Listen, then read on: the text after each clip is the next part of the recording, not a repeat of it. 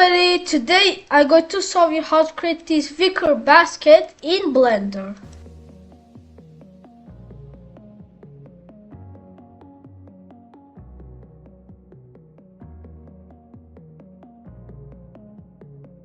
So let's get started.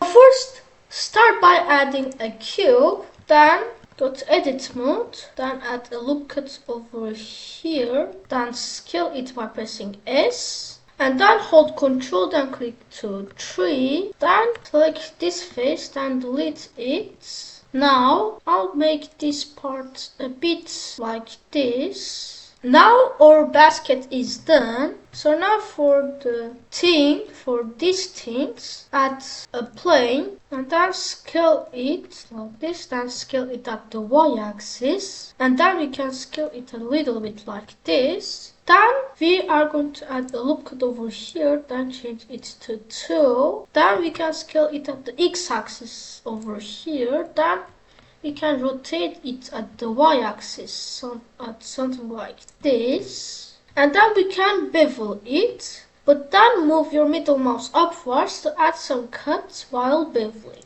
Now we can add a solidify modifier, like this. And then we can duplicate it, then put it over here, then rotate it 180 degrees, then select both of them, then duplicate them, then put them over here. Now scale it at the x-axis until they become a square, like this. Then add another plane, then scale it at the x-axis, then move it over here, like this, then duplicate it, then put it over here. Now we can move it over here, and then we can extrude it downwards a little bit like this. Then we can move them upwards over here. Then apply all the modifiers. Now we can select all of these things, then hold Ctrl, then click J to make them one object. Now go to edit, then go to preferences, then right here tissue, then enable the tissue add-on. So after that, when we'll click to N, we will see over here the tissue tools. So with this pattern selected, hold shift, then click over here to select both of them. Then click to tessellate. And now we can click to OK. And when we do that, we will see that our basket will have this pattern. So now we can move them over here to see better. Now to make this a bit more better, we can go to data properties, then in the tissue tessellate we can change this thing, like rotating it, and by changing the scale. I'm going to change the scale to, I guess, 4 is good. So now we can then apply the subdivision surface modifier. Then deselect all by holding Alt and then clicking A. Then hold Shift and click Alt. Then click over here to select this edge loop. Then click P, then separate it by selection. Then in object mode, we can select this thing. Then we can right click, then convert it to curve. Now it can stay like that. So then we are going to add a circle. Then I will move this thing a bit over here to see more better. Then I can scale this like this, then move it over here. Then change the median point to 3D cursor to make it rotate at the 3D cursor instead of this part. So now I can duplicate it by holding Shift and clicking D, then rotating it at the Z axis 90 degrees. Then repeat this again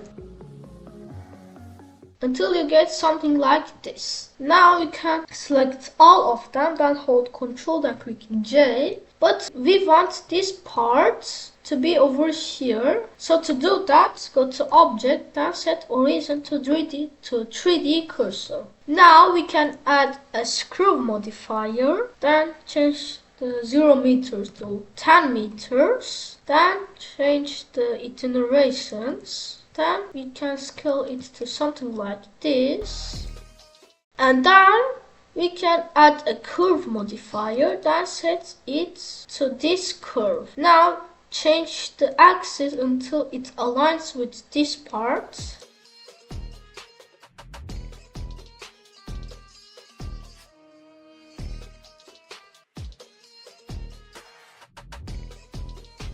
Now we can select this curve, then hold shift and click S, then set the cursor to selected. And then we can select this, then hold shift and click S, then set the selection to cursor. Now I'm going to scale this to make it a bit thinner, like something like this. Then I'm going to change the iteration.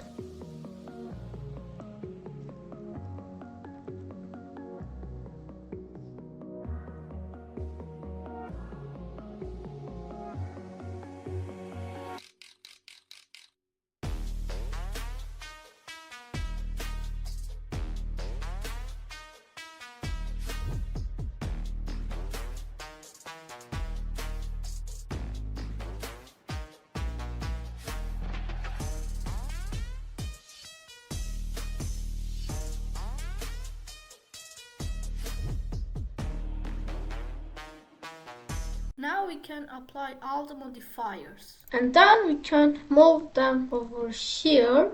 And we can delete this because we don't need it. Then hold shift, then click S. That sets the cursor to world origin. Then this to cursor. Then do the same thing for this one. And then this.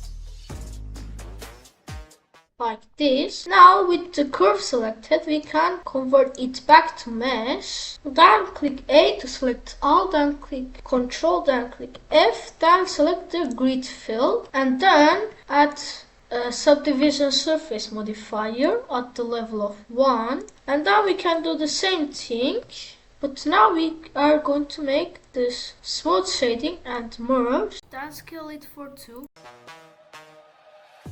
Now we can delete this because we don't need it anymore. And now our basket is done, but it won't be able to stay. So to fix it, select this part.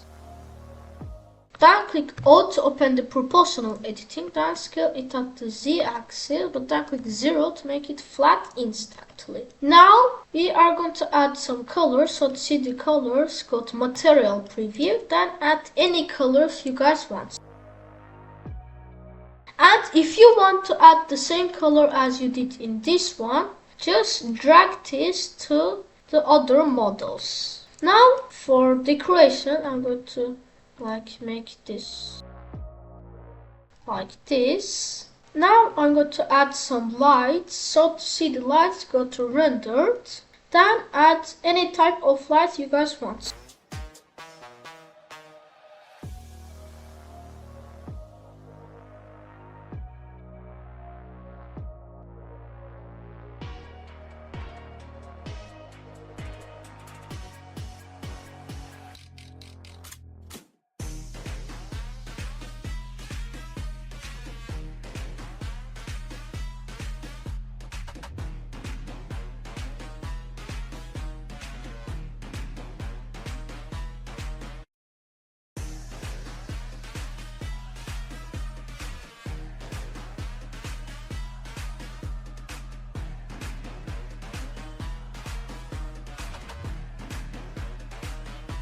And there you go.